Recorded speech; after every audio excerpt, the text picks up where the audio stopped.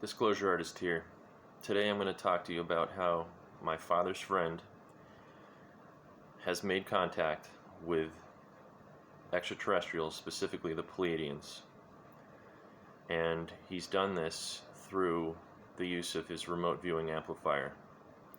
It's one of his most recent inventions, and as an open frame box device, it enables the ability of a person to perform remote viewing by connecting the human spiritual eye to the tetrahedral geometry of subspace.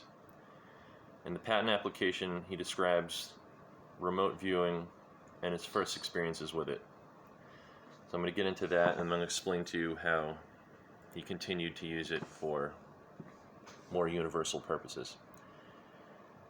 As I previously mentioned before, remote viewing is the projection of spiritual modules of the human energy field to distant locations in order to see, communicate, and interact with other entities who live in subspace, space, and hyperspace, codimensions of the universe. One of his first remote viewings was made at night to a distance of 10,000 miles on the sunlit side of the Earth. His spiritual eye and body projected together while his mental faculties remained in his physical body. He found himself looking down on a palm tree from a height of about 100 feet. The palm tree had several coconuts in it. He then gave the command to lower himself to the ground. At that moment, he went sailing down past the coconuts, barely missing the trees, finding himself on a pathway through the tropical forest.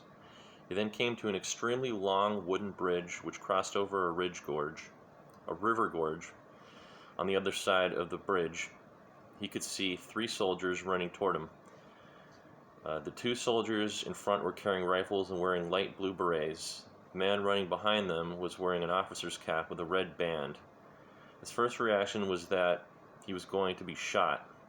He edged over to the right side of the wooden railing. They ran right past without seeing him. They then asked to see the building that these soldiers were guarding.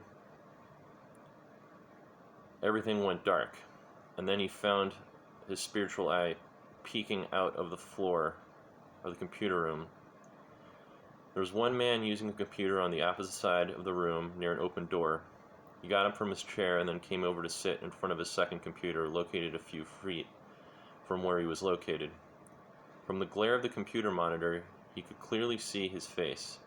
Everything went dark as his spiritual eye and body projected back to his physical body.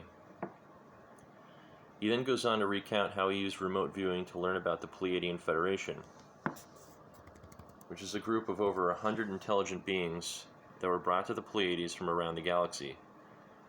On the Federation Council are the intelligent insect beings who fly the black triangles over France and Belgium, and for the evacuations of humans to Earth 2, where they will be protected from the coming battle of revelations.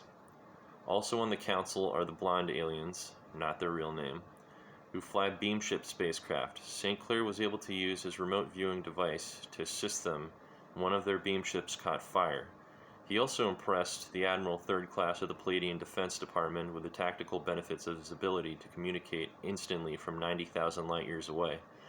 He argues that the development of remote viewing devices is important because one day it will mean that we can become a vital part of the Pleiadian Federation. I've seen both of those types of craft. So something very strange is going on, and I'm going to get to the bottom of it.